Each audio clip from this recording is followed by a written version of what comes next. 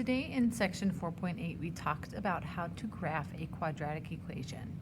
These are just some helpful hints from the notes that we talked about. A quadratic equation graphs a U on a coordinate plane. The U shape is called a parabola. The vertex is the ordered pair for where the hump is. So in this image my hump is down here, so the ordered pair for that point would be my vertex. If the vertex is a low point on your curve, that's the minimum. If it's a high point on the curve, it is your maximum. The last thing we talked about was what solutions were, and solutions are where your parabola crosses the x-axis. So if I have a parabola, I just sketched a graph here. If I just look to see where my parabola crosses my x-axis, it would cross it at the point there and the point there. Those ordered pairs, so -2, 0 and 2, 0, those are your solutions. So if we look at our homework, the first problem gives us an equation y equals -x squared plus 3. And I have a table of values of here that I just need you to plug your numbers in for.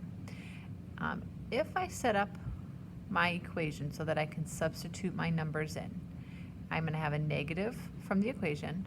Where I see the x, I put a parentheses. There's squared, a plus sign, and a 3. Once I have it set up, I can substitute that -2 into my equation.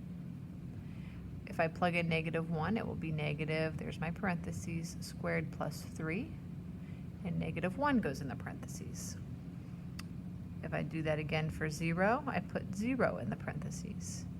Once again, I'll put 1 in the parentheses, and then I'll put in 2 for the parentheses.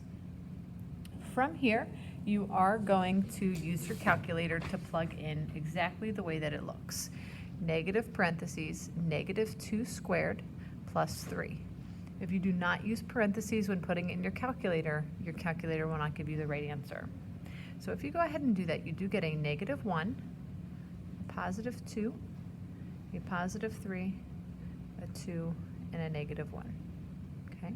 Once you have your table filled out, you can graph your points. So this, remember, x travels you left to right, left if it's negative, right if it's positive. Y travels you up and down, up if it's positive, down if it's negative. So from the origin, -2, -1, or left 2, down 1. -1, 2 is left 1, up 2. 0, 3 is at the origin, you go up 3. And then 1, 2 is right 1, up 2. And 2, -1 is right 2, down 1. From there, connect your points and make sure that it is in the U shape. Okay. If we remember, your vertex is the ordered pair for where the hump is. So there's my hump, or in this parabola, my hump's up here. The ordered pair is 0, 3. Okay. Now, your solutions are where your parabola crosses the x-axis. My parabola crosses the x-axis in 2 spots that I just created those dots for. Because they're in the middle of the blocks, you're going to have to use decimals, and you can estimate, that's fine. The left dot is going to be -1.5, 0, and the right dot is going to be 1.5, 0. Okay. If it did ask you if this was a minimum or a maximum, because it's the high point on the graph or the curves up at the top, then it's a maximum. If you look at number 3, you're going to do the same thing. You're going to be plugging in your values for x where the equation is. So notice here how I'm just setting up the ability to be able to plug in the numbers. So where the x was, I put my parentheses. And I'm doing that for my entire table so that it helps me not drop anything off that is required. So the first number I'm plugging in is -2. The second number I'm plugging in is -1, 0, 1, 2. You once again have to type this exactly the way it is in your calculator. So when you do that, you get -2 gives you a -9. Negative 1 gives you a negative 3, gives you a negative 1, negative 3, negative 9. Remember, left 2, down 9. Left 2, down 9. Left 1, down 3. Left 1, down 3.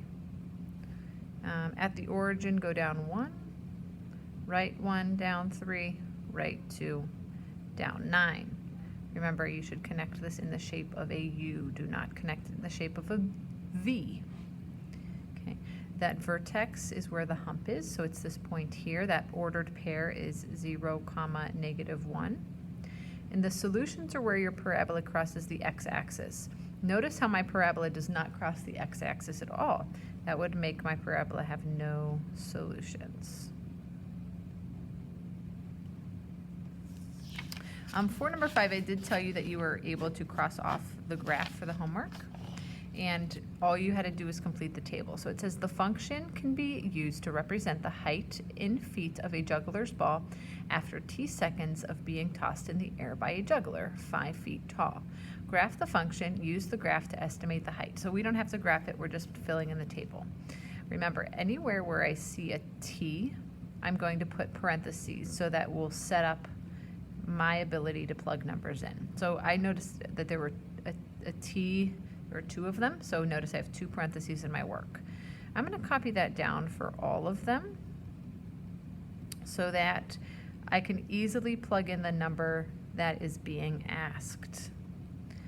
Okay, 2 more, negative 16, parentheses squared plus 25, parentheses plus 5, and then negative 16 squared plus 25, parentheses plus 5. So notice, anywhere you saw a t, I put parentheses. Now you go through and you plug your number in. And because there's 2 parentheses, that number has to go in there twice. So for 4, you put that in twice.